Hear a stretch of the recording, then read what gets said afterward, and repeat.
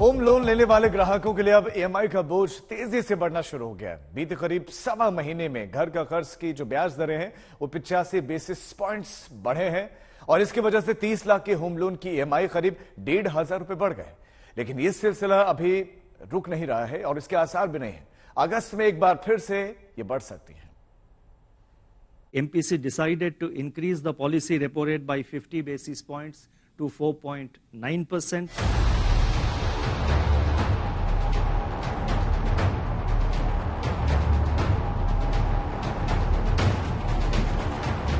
करीब एक महीने का अंतर और रेपो रेट में आरबीआई ने 0.85% का इजाफा कर दिया। इसके असर से बैंकों ने भी कर्ज की ब्याज दरों में तकरीबन इतना ही इजाफा कर दिया है। आरबीआई के ऐलान के बाद ICICI, HDFC, bank of Baroda समेत कई बैंकों ने ब्याज दरों में तुरंत इजाफा कर दिया है। इस बढ़ोतरी के बाद बीते करीब सवा महीने में घर कर्ज की ब्याज दरों में बैंकों ने भी 0.85% की बढ़ोतरी की है। इससे मौजूदा और नए ग्राहकों के लिए होम लोन की ईएमआई बढ़ गई है। अगर होम लोन की ईएमआई में हुए इजाफे को समझे तो 4 मई से पहले 20 लाख के होम लोन पर अगर 15,148 रुपए की ईएमआई थी तो अब ये बढ़कर 16,173 रुपए हो गई है। वहीं 30 लाख के होम लोन पर ईएमआई 22,722 से बढ़कर 24,260 रुपए हो गई है, जबकि 40 लाख के होम लोन पर ईएमआई 30,296 से बढ़कर 32,346 रुपए हो गई है।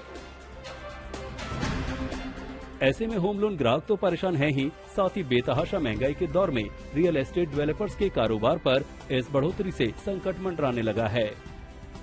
यहाँ बड़ी फाइनेंस कंपनी को टेन्योर थोड़ा सा बढ़ाना चाहिए, जिससे कि जो होम बायर्स हैं उनके ऊपर इंटरेस्ट का लोड ज्यादा ना बढ़े। वैसे पिछले 2 सालों में 7 से 15% के आसपास कीमतों में वृद्धि हुई है, जिसे रियल एस्टेट मार्केट ने ऑब्जर्व किया है और खरीदारी अब भी लगातार बनी हुई है। मुझे लगता है कि सिंगल डिजिट का जब तक इंटरेस्ट रेट रहेगा तब तक रियल एस्टेट मार्केट में अभी स्कोप है। रिसेंटली जो आरबीआई ने रेपो रेट्स अप किए हैं उससे होम लोन काफी कॉस्टली हो गया है।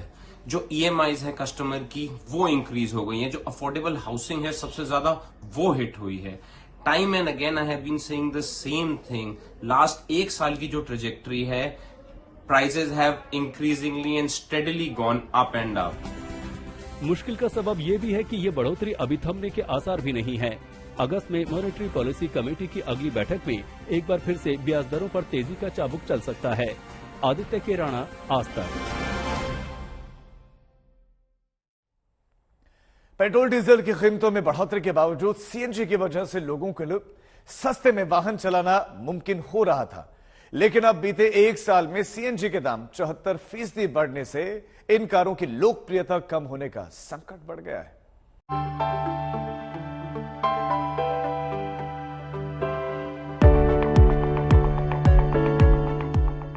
मई में सीएनजी गाड़ियों की बिक्री में लंबे समय के बाद गिरावट दर्ज की गई है। वहीं मई में पेट्रोल के दाम घटने का असर पेट्रोल कारों की बिक्री में बढ़ोतरी के तौर पर साफ देखा जा सकता है।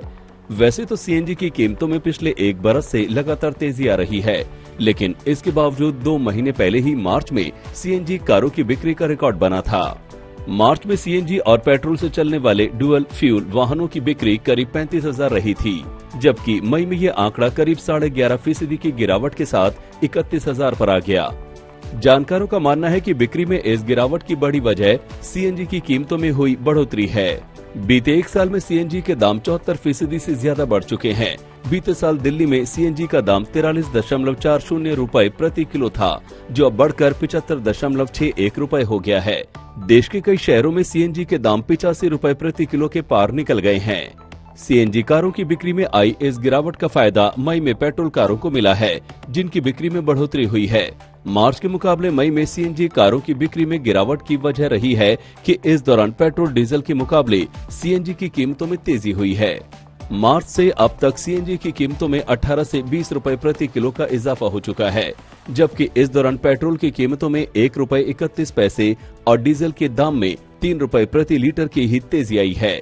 यही नहीं, केवल सीएनजी ही महंगी नहीं हो रही है, बल्कि सीएनजी किट के भी महंगा होने से सीएनजी एक वैकल्पिक ईंधन के तौर पर महंगी होती जा रही है। ऑटो इंडस्ट्री के एक्सपर्ट्स के मुताबिक सीएनजी कारें पेट्रोल कारों के मुकाबले 1 लाख से 2 लाख रुपए तक महंगी होती हैं।